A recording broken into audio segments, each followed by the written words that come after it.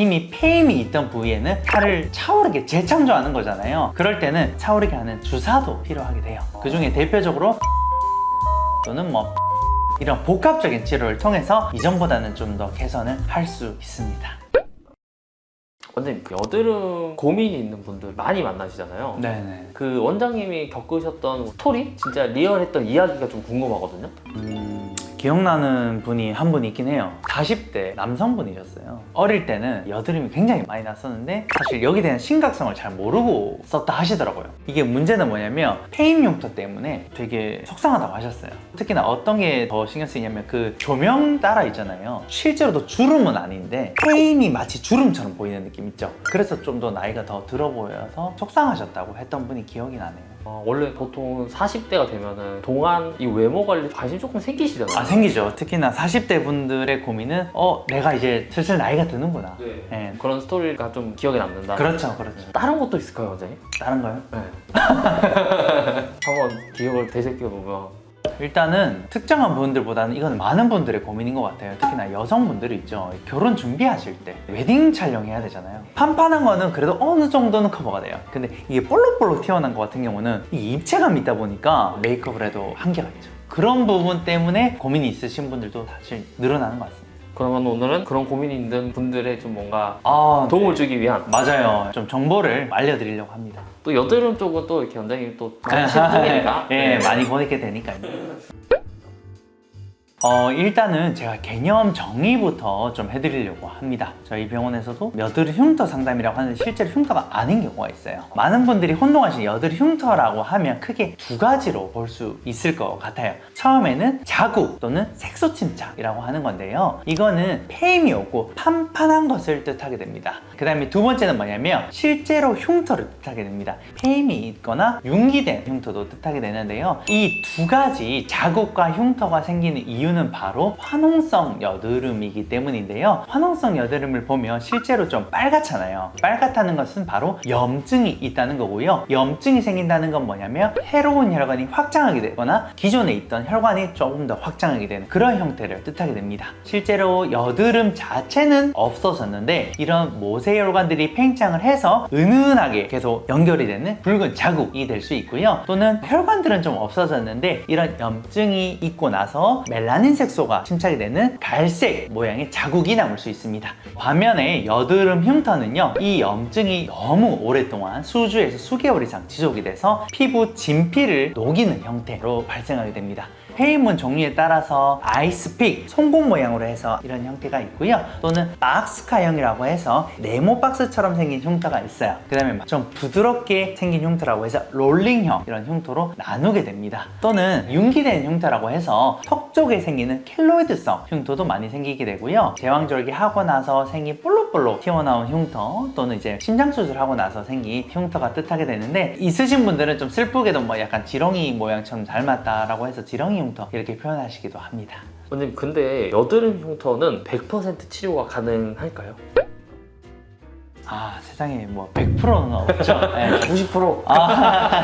일단은 아까 제가 자국과 흉터를 구분해서 설명을 드렸잖아요. 자국 같은 경우는 사실상 비교적 치료가 잘 되는 범주이긴 합니다. 그래서 정말로 호전도가 빠르신 분들은 1, 2개월 안에 한 60, 70% 이상 호전을 보이시는 분들도 있고 정말로 심하신 분들도 6개월 이상 치료를 하게 되면 7, 80% 이상의 호전을 보이시기도 해요. 그 이유는 뭐냐면 아까도 말씀드렸다시피 여드름 자국은 진피의 폐임이었기 때문에 그래도 다행인 상황이거든요. 그래서 우리가 붉은 자국으로 있는 거는 사실 혈관 레이저, 그 다음에 갈색의 멜라닌으로 침착된 거는 색소 레이저를 이용하게 되면 비교적 그래도 치료가 잘 됩니다. 반면에 폐임이 있던 분들은 사실상 치료가 훨씬 더 더디긴 해요. 이런 붉은 자국이나 색소 침착에 비해서는 치료 시간을 최소한 2배 이상 생각하셔야 되고요. 이미 녹아져 있던 진피층을 아기 때처럼 재생을 100% 하는 건 사실상 좀 어렵습니다. 그래서 옛날에는 여러 가지 많이 치료를 하기 위해서 박피하는 레이저를 좀 많이 시도하긴 했어요. 아무래도 아무래도 여드름이 있었다고 하면 조금 더 예민성 피부인 분들도 있고요. 좀 피부가 얇으신 분들도 있어요. 그래서 1회 하고 나서도 한 2, 3주간 핏물이 난다거나 진물이 난다거나 이런 불편감 때문에 많이 좀 괴로웠던 분들도 있죠. 그런데 요즘에는 다행히 바피를 하지 않고서도 치료를 할 수 있는 방법이 나왔어요. 바로 이제 피코프락셀.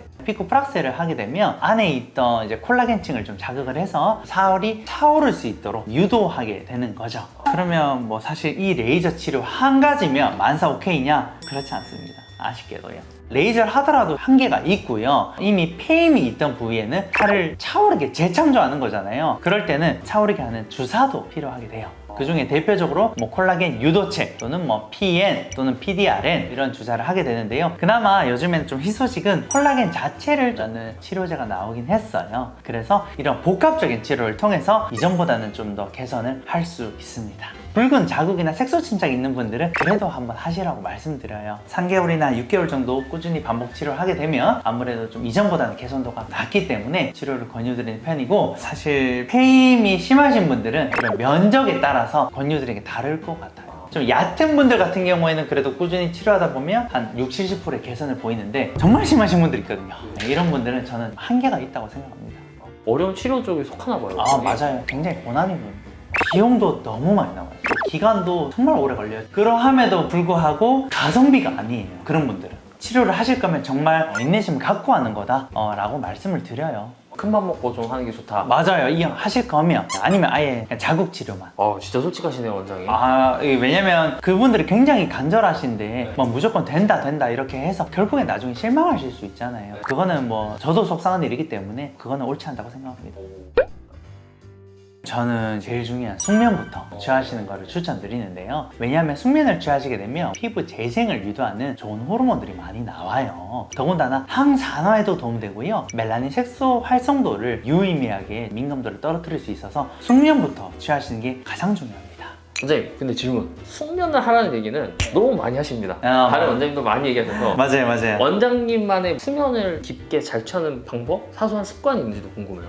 저는 있어요. 저는 안막 커튼 이중으로 하는 거를 추천드리는데, 안막 필름지라고 있을 거예요. 안막 필름지? 네, 물을 뿌려서 필름지를 붙이면 정말로 안막이 잘 됩니다. 근데 좀 미간상 좀 예쁘지 않아요? 그래서 거기에 이중으로 커튼 예쁜 걸 하는 걸 저희 집에서 실제로 그렇게 하고 있어요. 어째 이런 걸 알려주셔야죠. 네.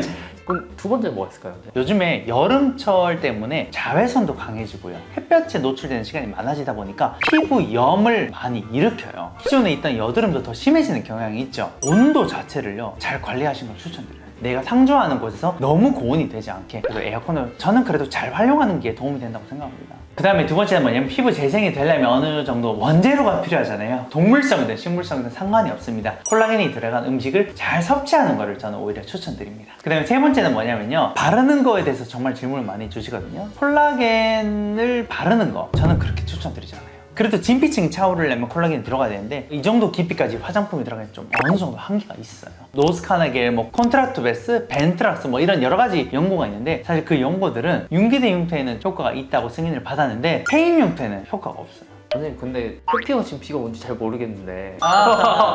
자, 피부 모형도를 한번 설명을 드릴게요. 이 정도 두께로 되는 게 각질층이에요. 피부를 실제로 보호하는 층이라고 이해하시면 돼요. 근데 우리가 화장품을 쓰게 되면 이 각질층에 거의 다 흡수가 돼요. 이 진피층이 실제로는 이제 콜라겐을 자리 잡고 있는 층인데, 바르는 거는 이 진피층까지 흡수도가 되지 않기 때문에 큰 의미는 없다라는 게 저의 생각입니다. 알겠습니다. 원장님, 이거 너무 잘 됐어요.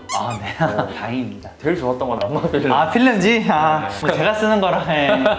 선생님, 근데 이게 뭐 집에서 잠 잘 자고 열심히 바르고 뭐 한다고 하더라도 한계가 좀 있잖아요. 그래서 여드름을 좀 치료하기 위해서 어떤 시술을 좀 받으면 좋은지, 이걸 받는 치료 기간과 비용이 어느 정도 되고 아프진 않은지 좀 이런 거 좀 자세히 알려주시면 좋을 것 같아요. 일단은 의료기관에서 하는 치료들은 다양해요. 붉은 자국이라고 생각하면 모세 혈관이 표피를 팽창한 거잖아요. 그래서 이거를 눌러주는 혈관 레이저 등을 받는 게 좋아요. 저는 자극적인 치료를 별로 좋아하진 않아서 제네시스라는 레이저를 적극적으로 활용하고 있고요. 그 다음에 멜라닌 색소가 침착된 경우에는 이거를 좀 깨부수는 색소 레이저, 대표적으로 피코토닉을 주로 활용을 하고 있습니다. 치료 기간은 그래도 한 3개월에서 6개월 정도는 잡고 치료하게 되고요. 한 70, 80%의 목표 목표를 두고 치료를 하게 됩니다. 치료 비용은 사실상 병원에서 어떤 치료 프로그램이 들어가는지, 어떤 장비를 쓰는지, 또는 원장님의 뭐 경험치나 여러 가지에 대해서 굉장히 좀 다를 것 같아요. 근데 일단 통상적으로 한 100만 원에서 200만 원, 3개월에서 6개월 정도로 잡았을 때요. 그 다음에 통증은 제네시스 레이저는 사실 크게 아프지 않고요, 따뜻한 느낌 정도예요. 반면에 뭐 레이저 토닝이나 피코 토닝 같은 경우에는 아무래도 좀 따끔따끔해요. 따끔따끔한데 사실 학생들도 받을 수 있을 만큼 그렇게 강하게 자극적이진 않습니다. 흉터 같은 경우에는 사실상 치료 기간은 그래도 한 6개월에서 1년 정도로 최소로 잡으시는 게 좋아요. 깊은 흉터는 어느 정도 한계가 있을 수 있고요. 얕은 흉터는 그래도 이제 치료 호전된 목표는 50에서 60% 정도를 두게 되고요. 비용은 아까 제가 말씀드렸던 자국 있죠. 자국에서 최소한 2배 이상은 생각하셔야 될 것 같습니다. 그래서 일단 살이 차오르게 하는 거는 피코 프락셀 이런 것들이 좀 도움될 수 있고요. 좀 너무 깊은 흉터 같은 경우에는 제가 아까 말씀드렸던 주사 같은 것들이 도움이 될 수 있다 했잖아요. 기본적으로 뭐 PDRN이나 PM, 그 다음에 콜라겐 주사 이런 것들이 시너지 효과를 볼 수 있습니다. 통증은 피코 프락셀 같은 경우에는 그래도 과거에 있던 프락셀보다는 좀 덜 아파요. 덜 아프지만 피코 토닝에 비해서 한 5에서 10% 정도는 조금 더 묵직한 느낌이 있고요. 아무래도 좀 복병이 바로 주사예요. 아무리 마취를 한다더라도 그래도 주사로 인한 통증은 좀 있는 편이긴 합니다. 원장님, 그러면은 원장님이 보셨을 때 진짜 가성비 좋은 치료 하나 딱 뽑자면 뭐가 있을까요? 가성비라고 생각하면 사실 흉터보다는 자국 치료, 제네시스나 피코 토닝을 병합해서 하는 거, 이렇게 되면 붉은 자국도 이전보다 개선되고요, 톤도 전체적으로 밝아질 수 있어서 저는 오히려 가성비라 생각합니다. 일단 여드름 흉터는 원인은 바로 화농성 여드름을 방치해서 생긴 후유증이다, 이렇게 이해하시면 되고요. 붉은 자국이나 색소 침착 같은 경우는 의외로 호전이 쉽게 될 수 있다. 반면에 여드름 흉터는 해임이 있는 거기 때문에 살이 차오르는 거는 실제로 좀 어려울 수 있다. 그래서 내가 어떠한 상태인지 가까운 의료기관에서 한번 진단부터 받아보자입니다. 이상 여드름 흉터에 대해서 좀 고민이 되셨거나 궁금증이 있으셨던 분들께 이 영상이 도움이 되면 좋아요, 구독, 알림 설정, 공유 부탁드리겠습니다. 감사합니다. 여드름 흉터 아무래도 안 생기게 하는 게 제일 좋잖아요. 아, 그게 제일 좋아요. 네, 여드름 흉터 안 생기게 하는 방법 뭐가 있을까요? 좁쌀 여드름 같은 경우는 흉터까지 이어지지 않지만 화농성 여드름, 빨간 여드름은 그래도 개수가 10개 이상이다. 또는 결절성 여드름이라 해서 지름이 0.5cm에서 1cm 이상 되는 큰 것들 있죠. 그런 여드름이 생긴다면 개수가 적어도 빠르게 의료기관을 방문하시는 것을 추천드립니다. 그러면은 약간 빨갛고 큰 여드름이 좀 얼굴에 좀 많이 생겼다 그러면 바로 병원 가는 게 좋겠네요. 오히려 그게 더 낫다고 생각합니다.